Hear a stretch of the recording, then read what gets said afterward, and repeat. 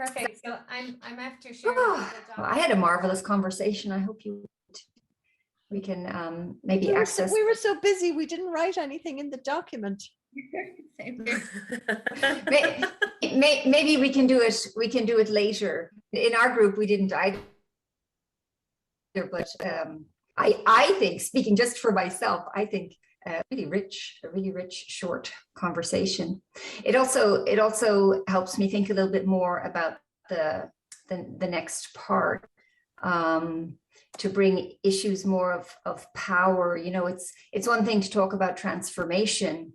Like in Latin America say, when you use that word transformation, we think you gringos, you know, you northerners are going to come and transform us.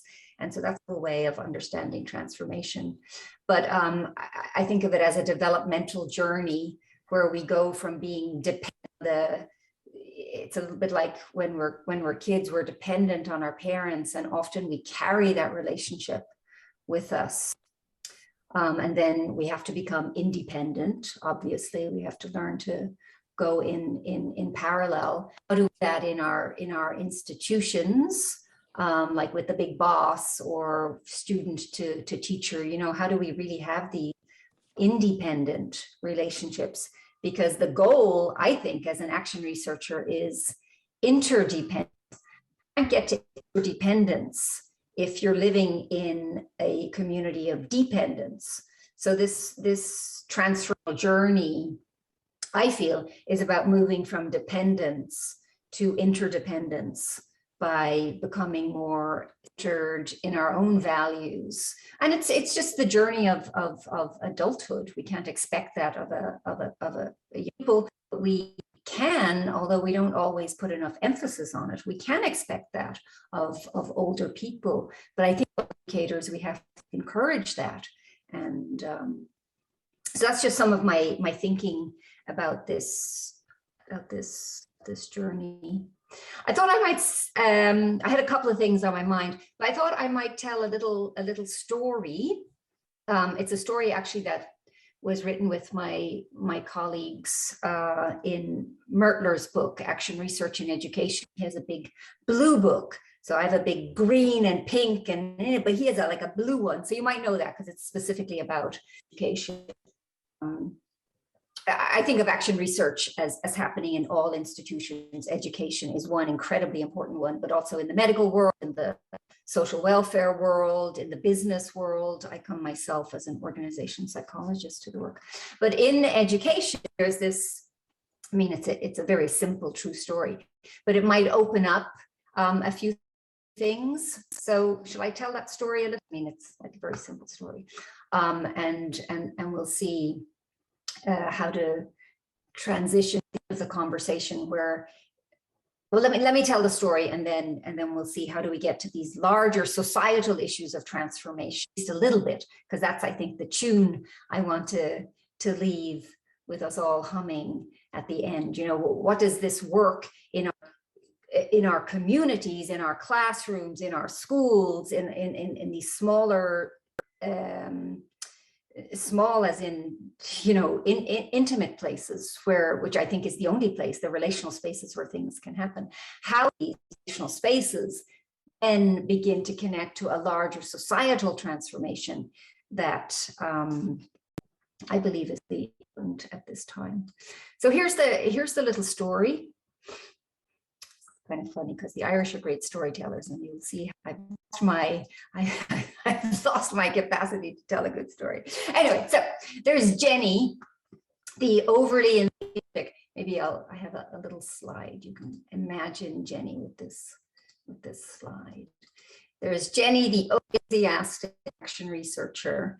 Maybe we could imagine ourselves when we were very young and enthusiastic, if we've been doing this for many years. And for those who haven't been doing it for many years, you might even see a little bit of Jenny in yourself.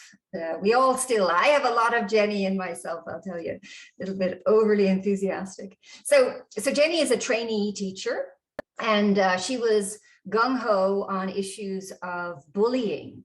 She herself had been bullied as a woman, and she herself had watched other kids be bullied and not done anything about it. So she was carrying, if you will, a little bit of guilt, of sadness about that.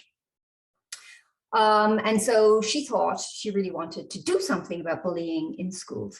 So day one, week one, off she goes. She enters her newly assigned teacher training position.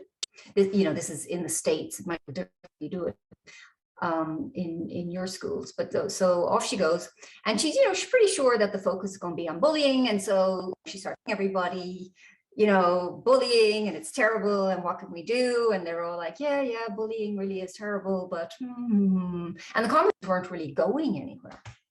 So she stops and she talks with her, who's my co-author, a guy, Paula Lewis, and she tells him what's going on, and he says, what about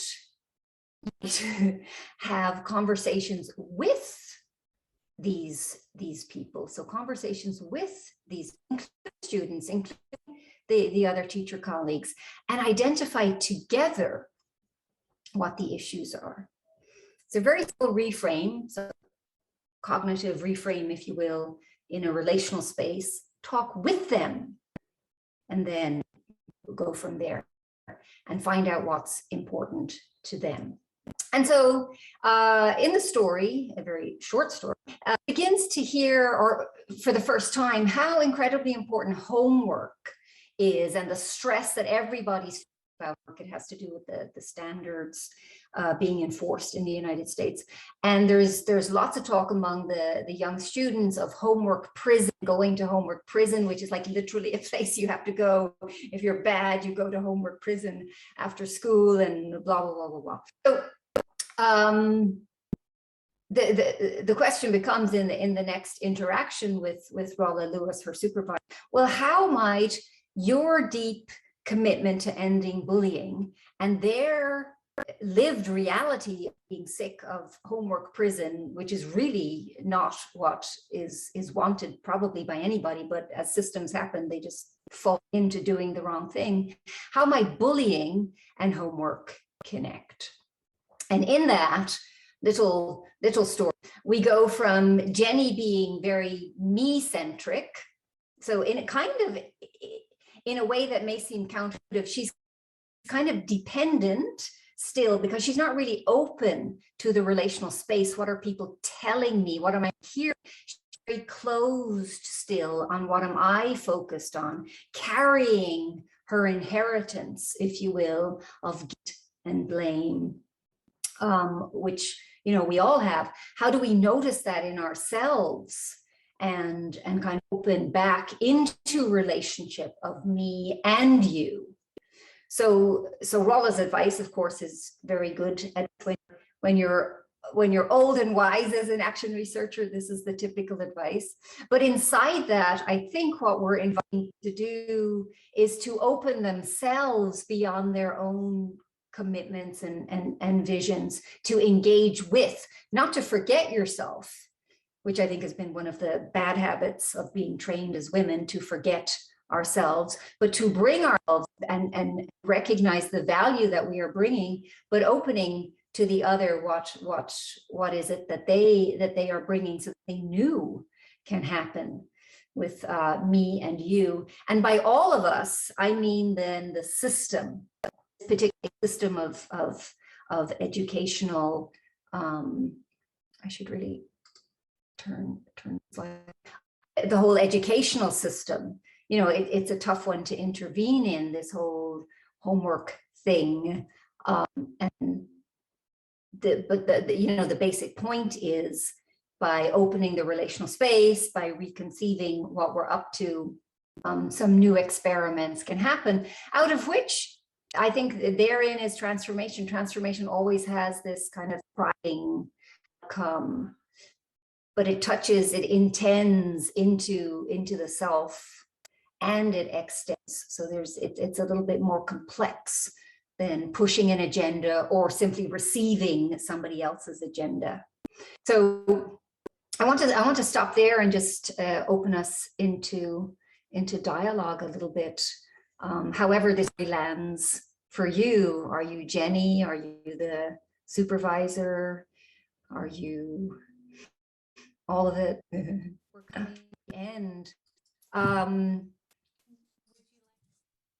What do I want to say? I just had a beautiful conversation with two lovely women, and we ended with the idea. Remember a little bit in the story of Jenny. She had her concerns with bullying because she had her own experience, or what we might even call her own trauma. And my commitment, I suppose, is that action research transformations be a space where we can look also at our own trauma, so that we're not pretending it's not there. We're not like inflicting it on others, like, oh, let's talk about my trauma. No, I want to talk about your trauma, but aware of it. And I was just reflecting in a country like Ireland, where there has been so much difficulty with children and women and sexuality and all of that, how much work that is. So actually, one of my colleagues just reminded me of John O'Connor's lovely term, John O'Donoghue's lovely term, the web of betweenness, that we live in a web of betweenness. I would love us to end. I feel like I want you to know, but you know, you can just take my word for it. There is a little bit more theory than what I'm suggesting, but who wants to talk about theory at 4 o'clock on a Friday afternoon? So about that, I'm not like completely, you know, without theory. All right, well, let me finish with this. How we were all just take a deep breath and maybe put in the chat, so we're seeing from each other, what are your highest aspirations for the impact of your work at this particular time? So it's almost like you're making a statement, making a commitment to that, or in the Google Doc. Nobody can hold you to it, but I personally would love to see your highest aspirations for this work. And I'll be bold enough to say I'd love to see the complete transformation of Ireland and the Irish school system and all the institutions like Louise's in healthcare. I'd love to see, and personally I'm committed to that transformation through these small communities of action research. But what are yours? Let's just end with sketching it. You don't even have to use your real name. Nobody's going to hold you to it, but it might be nice to. Yeah, so I've added the Google Doc there in the chat, and people can add their comments, and we can collate that or share it, and people can gather ideas from each other as well. So some of us will go to Google Doc and some of us will just put it in the chat, and then we can also copy paste from the chat into the Google Doc.